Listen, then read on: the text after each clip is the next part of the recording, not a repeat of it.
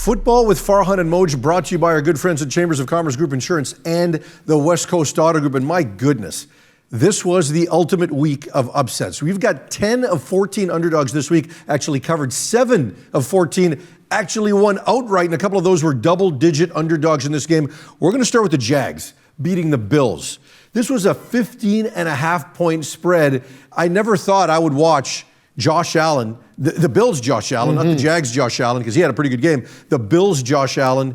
Oh, my God. What was he doing throughout this game? Well, I think the one thing with the Bills is they got to get back to running the football. This is a team that all of a sudden just tries chucking it up there. And as you saw, Jacksonville's Josh Allen had a bit of a field day against Buffalo's Josh Allen. Don't forget, this guy had a great rookie season in 2019. He was injured last year, but I mean, a team best 8 tackles, 2 TFLs, a pick, and a fumble recovery. The guy had a day. Yeah, and I mean, and he's a first-round draft pick, so I know it meant something to him to be the better Josh Allen in this game. But, you know, you talk about running the football. The Bills ran 14 times in this game. 5 of those came courtesy of their quarterback. So they need to get back on the ground and do some things here in this game. But, you know, when you look at the Jags, we watched them the other day against the Seahawks. They were terrible against Geno Smith and the Seahawks, yet they're able to come back and do this in this game. Trevor Lawrence injured his ankle, but he did wind up coming back and finishing, and he is going to play this week. Next week, it's the Jags against the Colts. They'll be an underdog there. Bills at the Jags. But, you know, when you look at the Jags and what they did, 12 Buffalo penalties.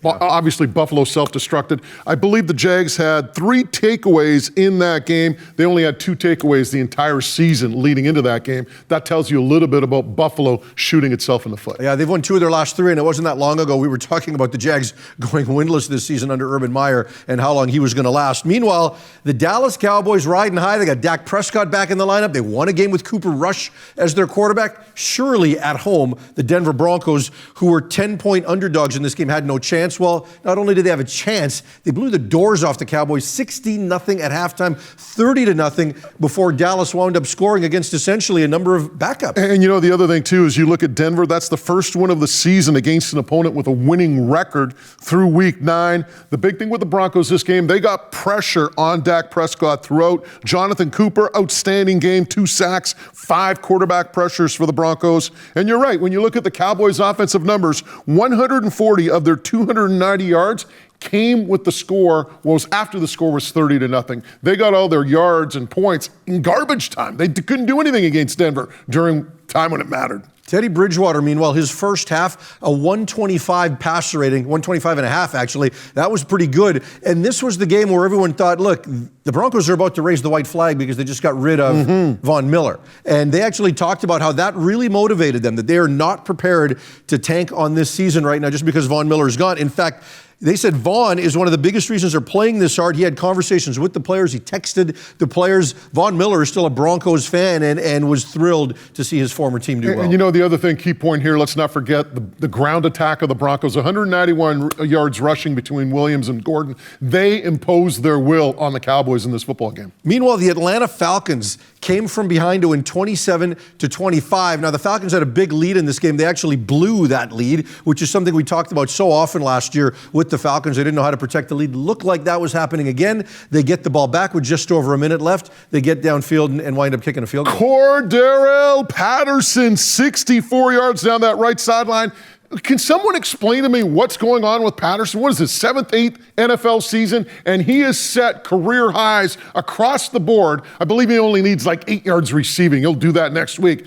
We're halfway through the season, and the guy's eclipsed all of his all-time best records. The guy's just absolutely on fire. And by the way, Matty Ryan, he's still got a little gas left in the tank, folks. 23 of 30, 343 yards in this game.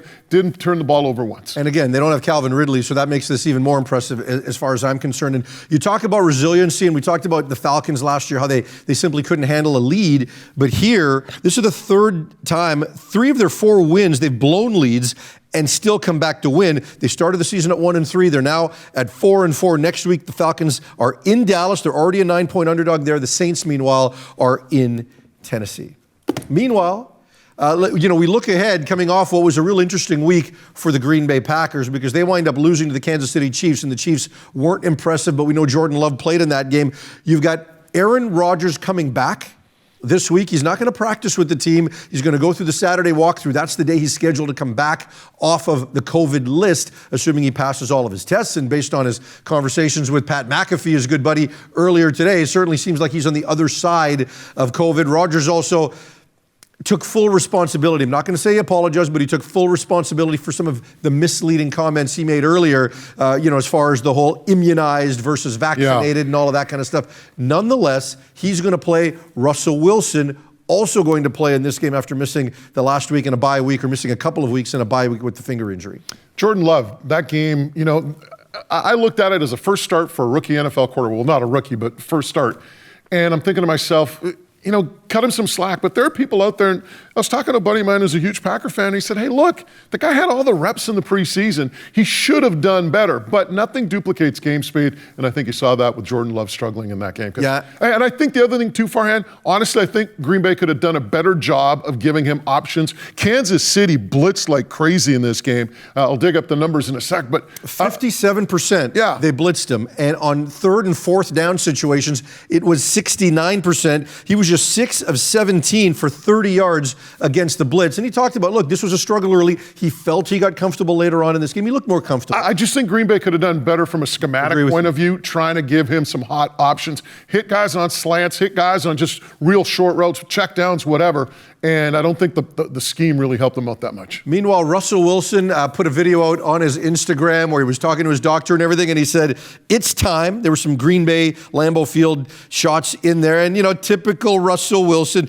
Dr. Stephen Shin said he's never seen a player with such a severe injury to a throwing hand, and he added he's never seen a player so dedicated to returning. If the camera was on me, I'd roll my eyes, but hey. It's Russell Wilson. It's Russell Wilson. It's just like there's just a little drama there. It's a little kind of pumping it up. Pumping up his own tires like nobody else. Meanwhile, Seahawks average almost 100 yards more per game with Wilson than Smith, and 2.1 more points per game. But both quarterbacks are still under 500 right now. But it's a good thing that he's back. Very quickly on the Chiefs and the Packers, wrapping that up. Kansas City's offense. What has happened to the Chiefs' offense? After an opening drive TD, they had 2 field goals. That was it. Earned 8 additional first downs.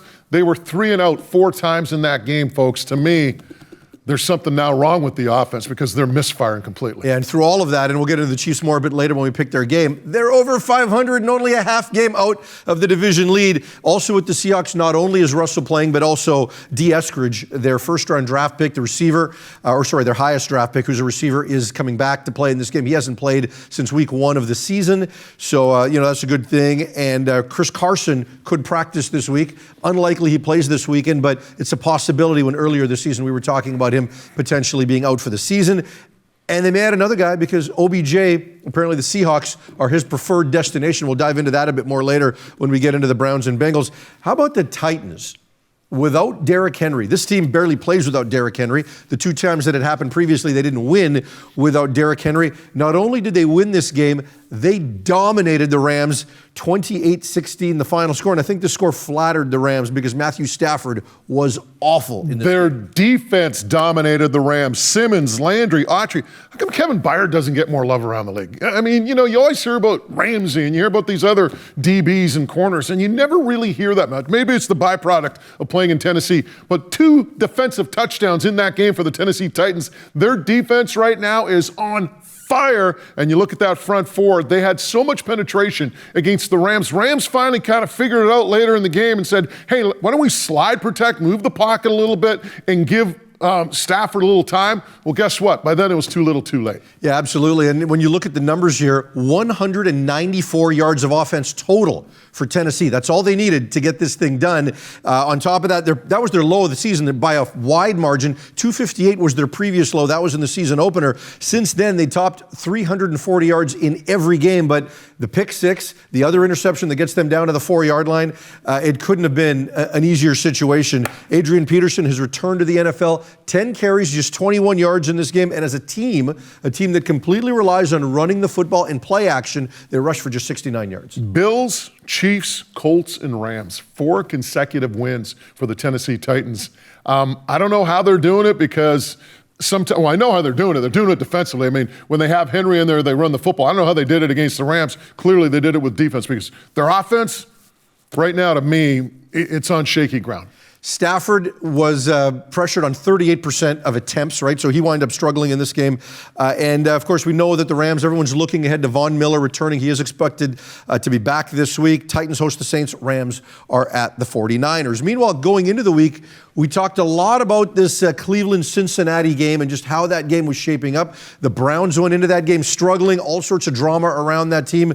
The Bengals had lost after really playing well, for the middle part of the first half of their season. I think we were thinking Cincinnati was in much better shape, but it didn't turn out that way. 41-16, just a completely one-sided affair. Just when you thought Cincinnati was ready to be one of those NFL elite teams or one of those at least AFC elite teams, a couple of clunkers in a row. And to me, when you look at the Browns in this game, I know everyone's going to be talking about Baker Mayfield, no OBJ. How about this? Targeted 8 different players no more than 5 times. You want to talk about spreading the football around and having a concept of the offense right there, Baker Mayfield. And everyone's talking about Nick Chubb and what a great game he had. But how about the defense? A season low 14 first downs allowed in this game. To me, it was a lot about the Browns defense, and their secondary in this game was absolutely outstanding. Yeah, Denzel Ward with that pick six right there, 100-yard pick six. And, when you look at what was happening previously as far as Cincinnati is concerned, their previous 3 losses were by a combined 9 points, so this was really out of character for them. And Baker Mayfield, we were questioning him, and not just him and OBJ, but his future with the organization, because they've got to make a decision on picking up his option. A season-high 132.6 passer rating. You mentioned no receivers had more than 3 catches in this game, so he spread it around quite a bit.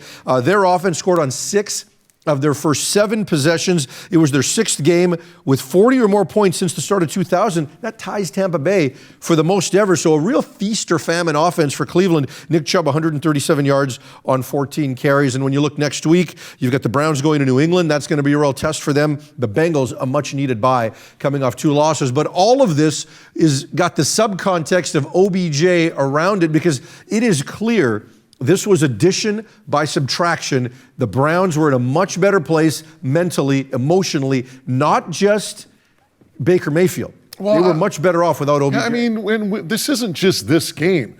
You look at the stats, you look at the numbers when OBJ's not in the Cleveland lineup. I mean, it's night and day. And, the Cleveland Browns realized that the cons outweighed the pros when it comes to Odell Beckham Jr., so they said adios. Now you look at Odell Beckham Jr., where he might land. Well, to me, it has to be a team that's desperate for receiving help, because clearly this guy brings a lot of baggage with him. So if he's going to bring that baggage, he better be able to produce. Can he? We'll find out.